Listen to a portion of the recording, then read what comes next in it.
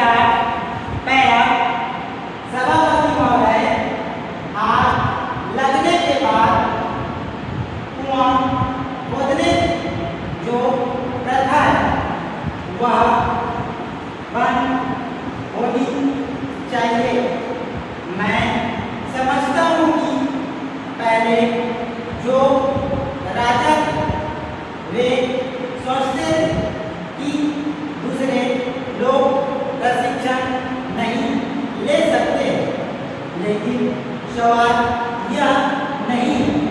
सवाल है देश में नया अनुशासन पैदा करने का तथा नई सेना खड़ी करके हमें प्रशिक्षण देना चाहिए। आजकल लोगों में एक हिंदक भावना आ गई है।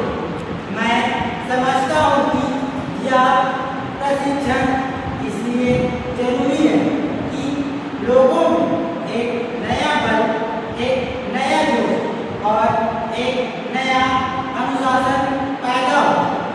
पहला, आज भी हम सुनते हैं कि गांव में हरिजनों पर अत्याचार होते हैं। हरिजनों पर जो हमले वहाँ होते हैं उनका मुकाबला वह लोग नहीं कर सकते हैं, क्योंकि उनको राइफल चलाने का ज्ञान नहीं है। आज शांतिपूर्ण हरिजनों पर अत्याचार होते हैं। मैं तो यह तक कहता हूँ कि पुरुषों को ही नहीं, महिलाओं को भी यह प्रशिक्षण मिलना चाहिए।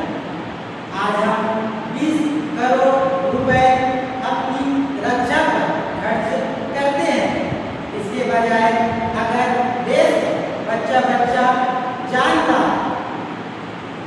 आर्मी बन जाए और राइफल का प्रशिक्षण लिए हुए हो, मैं समझता हूँ कि इतना पैसा देश के विकास काम में खर्च हो सकता है। लेकिन हमने कभी भी इस बात को नहीं सोचा। पहले जो इस देश बड़े बड़े लोग उन्होंने अपनी राइफल ले ली, उन्होंने उसको चलाने प्रशिक्षण ले ली, यह समझकर कि यह काम किसी खास जाति का है। मेरा विचार है कि आज देश 56 करोड़ लोग अपने अंदर एक नया आत्मविश्वास और नई शक्ति पैदा करें। इसके लिए यह राइफल प्रशिक्षण सबके लिए अनिवार्य होना चाहिए। जब यह अनिवार्य होगा तभी लोगों में आत्मविश्वास पैदा होगा और एक नई चेतना पैदा होगी। इससे लोगों में आत्महीनता की भावना मिट जाएगी और वह समझेंगे कि देश रक्षा करने की ताकत हमें भी है।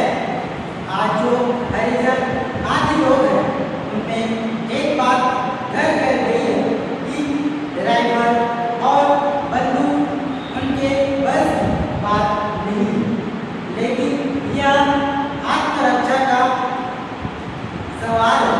यह देश की रक्षा का सवाल है।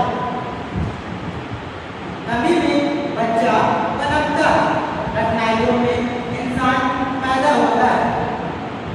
जब आप जीवन नई स्थिति में बदलेंगे तब मस्तिष्क बदले। इसलिए मैं कहता हूँ कि लोगों को यह प्रशिक्षण देना होगा। स्टॉप।